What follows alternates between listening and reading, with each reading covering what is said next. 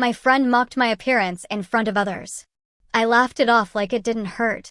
I stayed quiet and didn't react. Then someone unexpected stood up for me.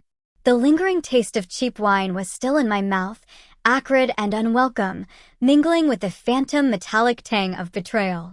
My hands, despite being hours past the incident, still held a faint tremor, a ghost of the frantic energy that had coursed through me. I sat on my worn sofa, the dim light from a street lamp filtering through the blinds, casting long, unsettling shadows across the room. The hum of the old refrigerator in the kitchen was a low, constant thrum, a mundane anchor in a world that had, for a few hours, tilted violently off its axis. Tone cue, disgusted sigh, God, what a night. What a pathetic, humiliating, utterly predictable night, if I'm being brutally honest with myself.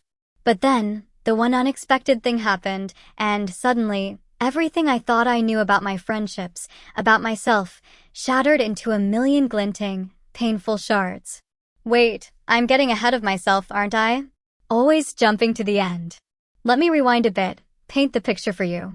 It was Sarah's birthday party, nothing fancy, just a backyard barbecue at her place, string lights, a fire pit, the usual crowd. Clara was there, of course. Clara.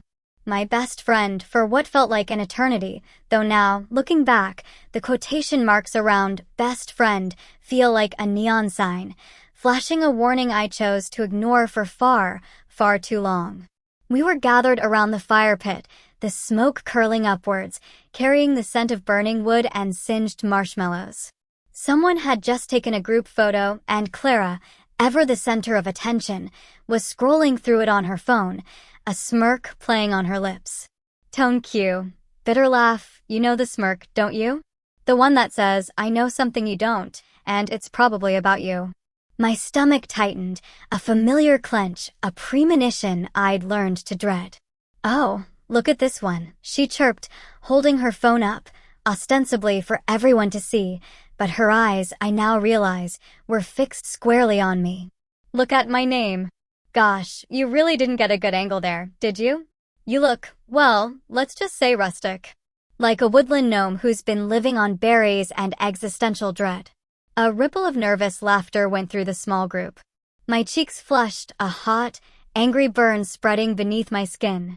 I could feel all eyes on me, assessing, judging, waiting for my reaction. This wasn't new. Not by a long shot. Clara had a penchant for these kinds of jokes, always delivered with a dazzling, innocent smile, always followed by a dismissive wave of her hand if anyone dared to look uncomfortable. I did what I always did. I laughed. A short, sharp, entirely fake laugh that felt like sandpaper tearing at my throat. Oh, you know me, always embracing my inner forest sprite. I chirped back, trying to keep my voice light, to project an aura of self-deprecating humor, to show them all I was fine, that it didn't bother me. The truth, of course, was that it bothered me deeply, a dull throb of shame and inadequacy settling in my chest. This was a pattern, a twisted dance we'd perfected over years. She'd say something cutting, I'd laugh it off, and everyone would breathe a sigh of relief, convinced that Clara was just teasing and I was a good sport. It was a classic example of what I later learned was a form of reactive abuse, where her subtle provocations were designed to elicit a reaction, and my controlled response fed her twisted sense of power and validated her narrative that I was too sensitive if I ever snapped. It was a vicious cycle, fueled by her need for narcissistic supply. But then, a voice cut through the uneasy quiet. A deeper voice, calm but firm. Clara, that's a pretty mean thing to say, don't you think? It was Alex. Alex, Sarah's cousin, who I barely knew beyond a polite nod at previous gatherings. He was leaning against the fence, a beer in his hand, his brow slightly furrowed. Clara's smile faltered, her eyes narrowing ever so slightly. Oh, Alex. Lighten up, it's just a joke. My name knows I'm only kidding, right? She turned to me, her gaze challenging, daring me to contradict her, to break the script. My mouth felt dry.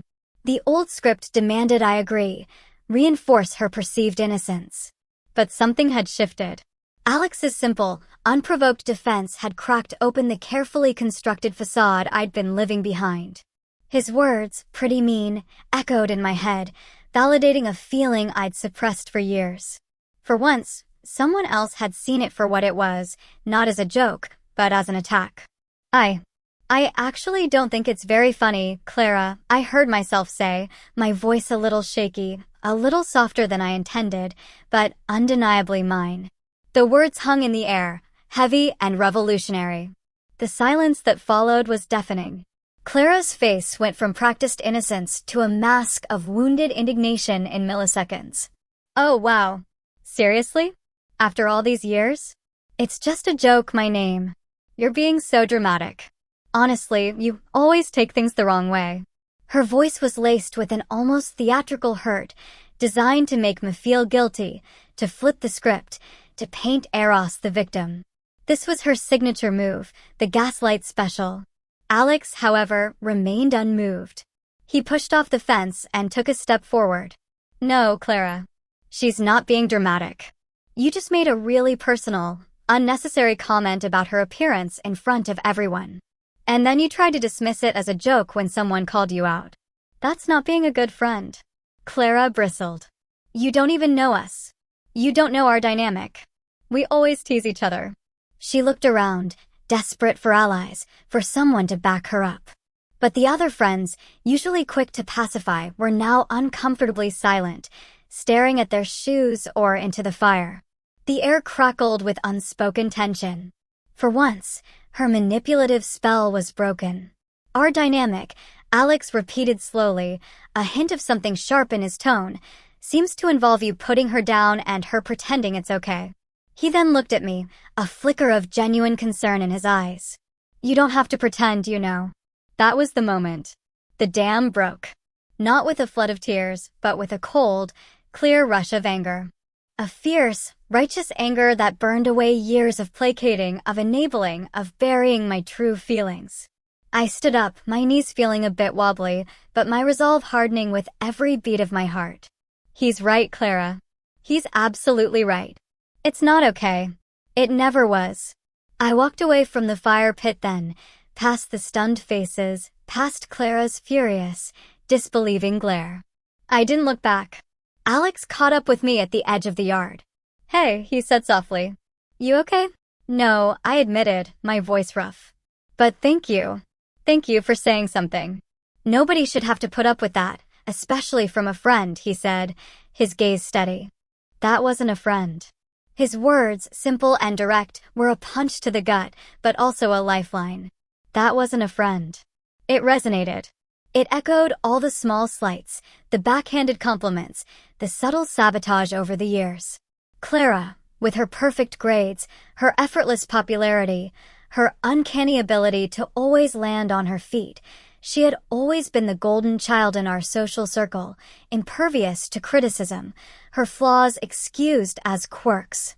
And I, by consistently excusing her behavior, had only fed into that dynamic, enabling her while slowly eroding my own self-worth. It was a classic sunk cost fallacy.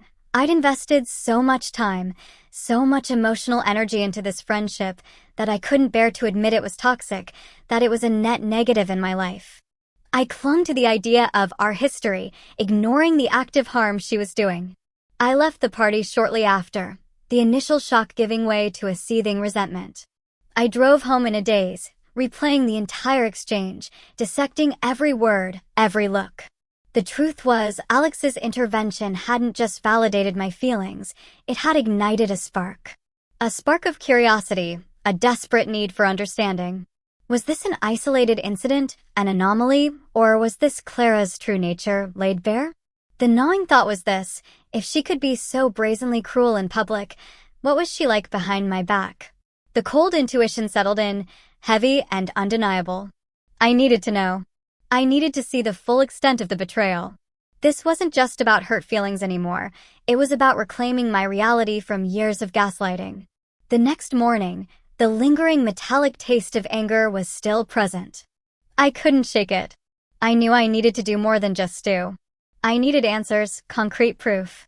My intuition, often dulled by years of Clara's manipulative friendship, was screaming at me now.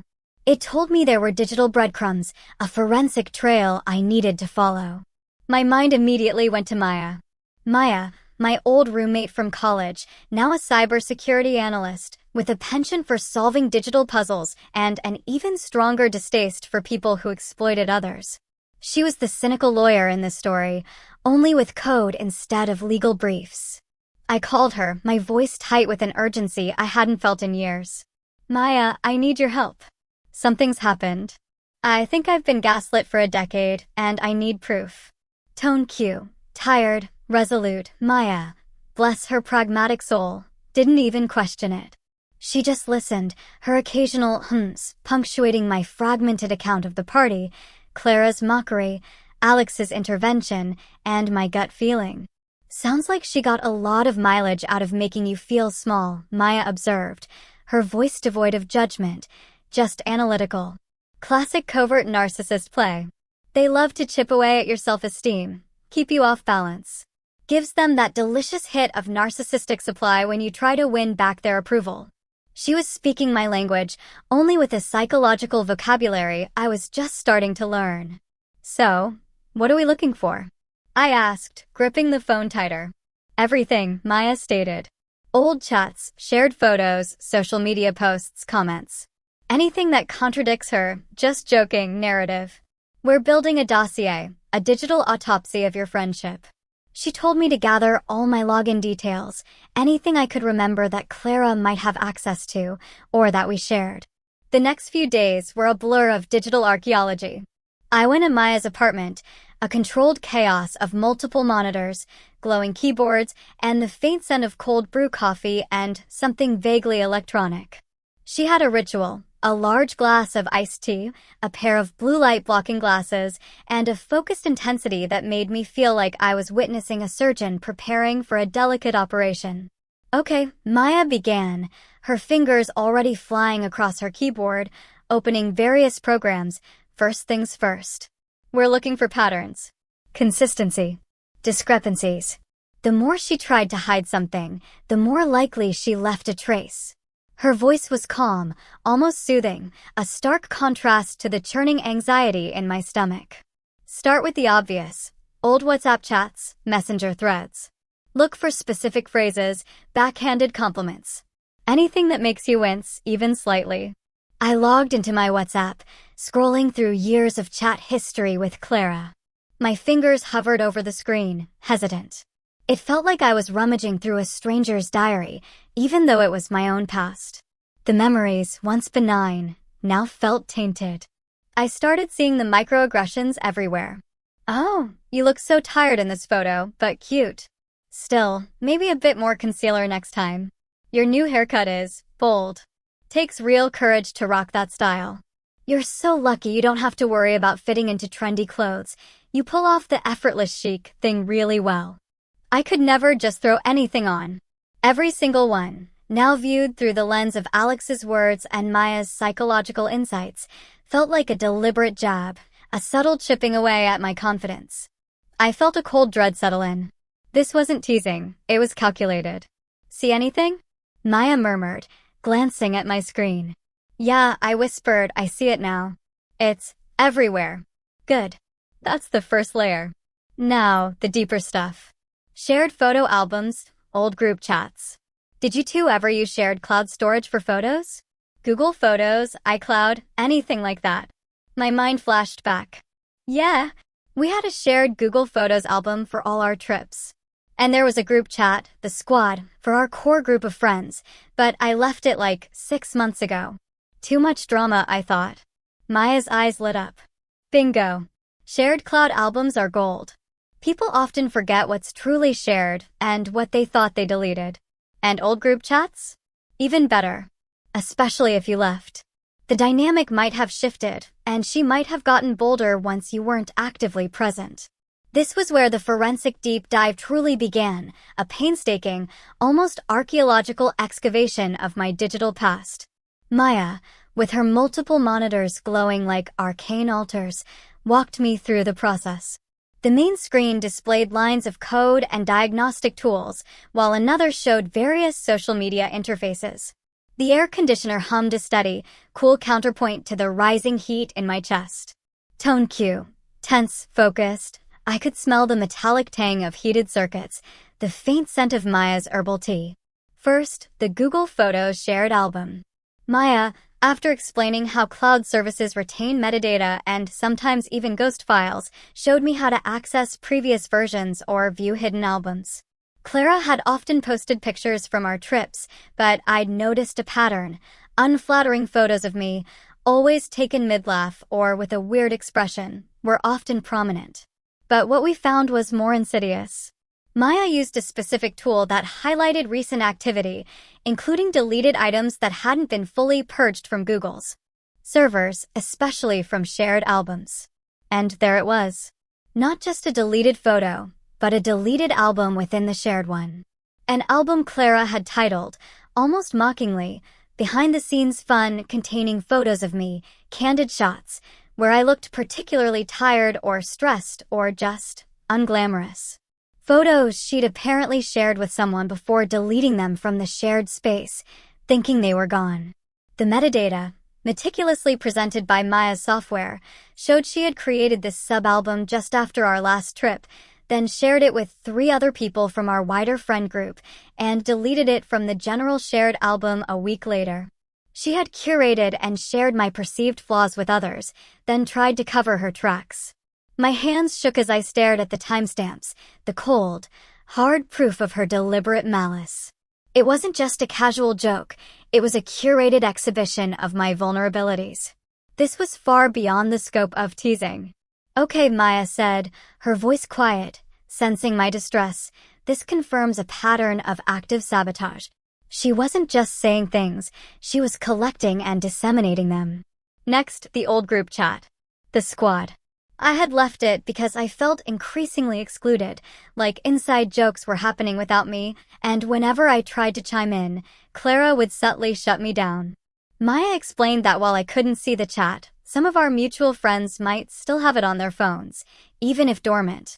Did anyone else express discomfort with Clara's behavior, even in passing, she asked. A name sprang to mind, Liam. Liam, a quiet guy who rarely spoke up but often looked uncomfortable when Clara was on one of her tirades. He had messaged me privately once, just a short, "Hey, you okay?" after one of Clara's more pointed jokes. I reached out to him, feeling a new sense of urgency. I explained everything, the party, Alex, my suspicions. I asked him, hesitantly, if he still had the squad chat and if he'd be willing to share any relevant screenshots. Liam, to my immense relief, responded within minutes.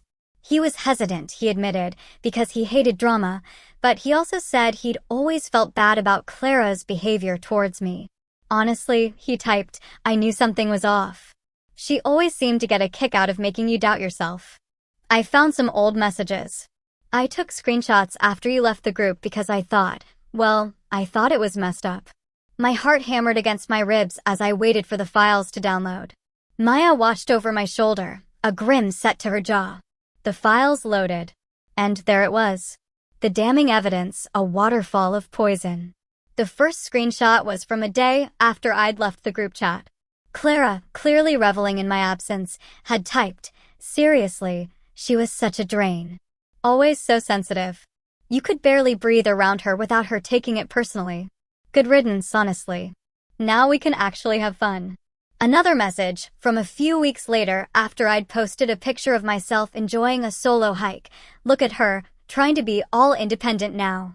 Bet she's secretly miserable. That outfit? Please. Looks like she raided a lost and found bin. And that hair? My name really needs to learn how to present herself if she wants to be taken seriously. Maybe I should send her some helpful links. This wasn't just casual gossip. This was actively tearing me down, dissecting my appearance, my choices, my very character, with venomous glee. There were exchanges where she encouraged others to make fun of my outfits behind my back or share funny photos of me looking awkward. She'd mocked my career choices, my taste in movies, even the way I walked. She had described my previous attempts to assert myself as overreactions and being dramatic, effectively rewriting history and isolating me from genuine support. It was a masterclass in covert relational aggression, and I had been her primary target. The specific comment about my woodland gnome appearance from the party? It wasn't a spontaneous quip. Days before the party, Clara had posted in the chat, speculating about what I would wear. Knowing my name, she'll probably show up in something frumpy and earthy. Maybe I'll call her my little forest friend, haha. Gotta keep her grounded, you know. The malice, the calculated cruelty, the sheer premeditation was breathtaking. I felt a wave of nausea, followed by an inferno of rage. My hands clenched, knuckles white. Tone cue, whispered, trembling, she planned it. She planned to humiliate me. Maya, who had been silently scrolling through the messages, looked up, her expression grim. This isn't just a friend being mean, my name. This is psychological warfare. She used you for validation, for a sense of superiority, for narcissistic supply. And when you started to pull away, she escalated. Liam's screenshots, combined with the deleted Cloud album, create an irrefutable pattern. This isn't a one-off. This is who she is, and this is what she's been doing for years. The weight of the evidence, all neatly time-stamped, cataloged, and corroborated, was immense. It was liberation, but it was also a profound, agonizing grief. The friendship I had stubbornly clung to, despite all the red flags, was a complete fabrication, built on a foundation of my blind trust and her cold manipulation. The sunk cost fallacy that had kept me tethered to her for so long now felt like a colossal waste, a tragic joke played on myself. The constant internal monologues I'd had over the years, excusing her behavior, rationalizing her digs, convincing myself she didn't mean it, now felt pathetic. Every instance of her gaslighting me, "You're too sensitive, it was just a joke, you're imagining things," was laid bare as a deliberate tactic to maintain control and avoid accountability. I stared at the glowing screens, the damning words burning into my retinas. The hum of Maya's server rack in the corner was a steady reminder of the relentless, unforgiving nature of digital evidence. The smell of Maya's cooling coffee, a faint, bitter aroma, seemed to encapsulate the bitterness in my own heart. I finally understood. Clara wasn't just a mean girl. She was a predator, and I had been her prey. Maya closed her laptop with a soft click. "So," she said, looking at me, her gaze both empathetic and challenging, "what do you do with it now?" I spent the next few days in a haze, the raw data swirling in my mind like a toxic storm. I replayed every memory, every conversation, every joke through this new, chilling lens. The casual comments about my clothes, my career choices, my personality, they all transformed into calculated jabs. My internal monologue was a constant loop of self-recrimination and cold, hard clarity. How could I have been so blind? So naive? So willing to ignore the truth that was staring me in the face? The physical sensation was a constant knot in my stomach, a dull ache behind my eyes from staring at screens and crying silent tears. I talked to Alex, sharing the screenshots, the recovered photos. He looked at them, his face hardening with every scroll. "Wow," he said, his voice low. "I knew she was rough, but this is another level. I'm so sorry, my name." His validation, simple and sincere, meant the world. It wasn't just my interpretation, it was undeniable. The decision of what to do with the evidence wasn't easy. Part of me, the old, placating me, wanted to just quietly sever ties and move on, licking my wounds in private. But the new me, forged in the fires of righteous anger and equipped with incontrovertible proof, knew that wasn't an option. Clara thrived on unchecked behavior, on the silence of her victims. To do nothing would be to allow her to continue her destructive pattern with others, and to deny myself the justice of confronting the truth. I decided to confront her, not in a public spectacle, but in a controlled, precise manner, using the very tools she thought she could manipulate: digital communication. I drafted a message, meticulous and to the point, outlining the evidence. I attached the compiled screenshots, the metadata reports for the deleted photo album, everything. Maya had even helped me compile it into a password-protected PDF, just to add a layer of formality and undeniable proof. The message I sent to Clara was simple. "Clara, I'm sending this because our friendship, as I once understood it, is over. The reasons why are contained in the attached file. I'm no longer willing to be a target for your cruelty. Tone Q. Steely resolve, then I hit send. The physical act of sending it felt like shedding a decade-long weight. My hands, which had trembled incessantly since the party, were now steady. Her response was almost instantaneous. A flurry of frantic, unhinged messages. What is this? Are you serious? You're psycho. Digging through my stuff. This is insane. You're making things up. These are clearly fakes. You're just looking for drama. Seriously, my name. You've always been so paranoid. This is just sad. You need help. I can't believe you do this to me. After everything we've been through. You're trying to ruin my life. I didn't respond. I knew she would deny, deflect, project. This was her predictable script, her final attempt at gaslighting, her last gasp for narcissistic supply by provoking a reaction, turning herself into the victim. The accusations of digging through her stuff were particularly ironic, given the evidence was either shared or readily available via mutual friends. Then came the phone call. I let it ring. And ring. Finally, she sent a voice note, her voice trembling, laced with an almost theatrical despair. Please, my name. Please talk to me. This isn't fair. You're misunderstanding everything. I was just joking. We were all just blowing off steam in that group chat. Everyone does it. You know I love you. This isn't who I am. The old me would have caved. The old me would have felt a surge of guilt, questioning my own judgment. But the new me, armed with Maya's forensic work and Alex's validation, felt nothing but a cold resolve. Her plea for understanding was just another manipulation tactic, another attempt to avoid accountability and to invoke the sunk cost fallacy of our long history. Her I love you was hollow, meaningless, a desperate attempt to pull me back into her orbit, to continue receiving her narcissistic supply. I knew better now. I responded with one final, brief message. The evidence speaks for itself, Clara. I wish you well, but I'm done. Then I blocked her. On everything. WhatsApp, Instagram, Facebook. The finality of it was both jarring and profoundly liberating. The immediate aftermath was quiet, almost eerily so. The emotional war was over, but the battlefield was littered with scars. There was a sense of profound loss, not for Clara herself, but for the friendship I had believed existed, for the time and energy I'd invested. It was the cost of winning. Winning meant exposing a toxic person, reclaiming my self-worth, and understanding the truth.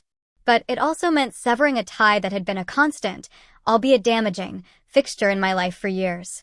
It meant confronting the uncomfortable truth about my own role in enabling her, about the years I spent sacrificing my own well-being for the sake of a perceived bond. My other friends, the ones Clara had shared those manipulative messages with, slowly started to reach out. Liam was the first, apologizing for his silence, expressing relief that Clara had finally been exposed. Others, one by one, confessed their own discomforts with Clara, their own experiences of being subtly put down, or witnessing her calculated cruelty. It turned out I wasn't the only one she had targeted for her narcissistic supply. I was just the one who finally refused to play the game. The moral gray area of it all still sits with me. Was it right to go to such lengths, to engage in a forensic descent, to unearth years of digital breadcrumbs? To expose someone so thoroughly, even if they were toxic? Was it vengeance, or was it justice? Was it an act of self-preservation, or did I, in my pursuit of truth, stoop to a level of calculated action that felt uncomfortable? The closure was immense, yes, but the echoes of her frantic messages, her theatrical voice note, still occasionally surface. The process was emotionally draining, pulling back the layers of denial and confronting painful truths about a person I once considered a sister. There's a certain grim satisfaction, I won't lie, in having the undeniable proof, in knowing that I wasn't too sensitive, that my intuition had been right all along. But that satisfaction is tempered by a lingering sorrow, a quiet understanding of the psychological wounds such a relationship leaves. So, I put this out to you, the anonymous jury of Reddit. Knowing all this, the psychological concepts at play, The reactive abuse, the sunk cost fallacy that kept me trapped, the narcissistic supply she craved, the golden child dynamic that enabled her. And considering the emotional and mental toll of such a long-term toxic friendship and the intense, forensic descent it took to unravel it, did I do the right thing? Was the extensive, deliberate excavation of her digital betrayals justified, or did the pursuit of truth cross a line into something equally manipulative, equally vindictive? I'm genuinely asking. The clarity I gained was invaluable, but the scars run deep. Tell me, was it worth the cost?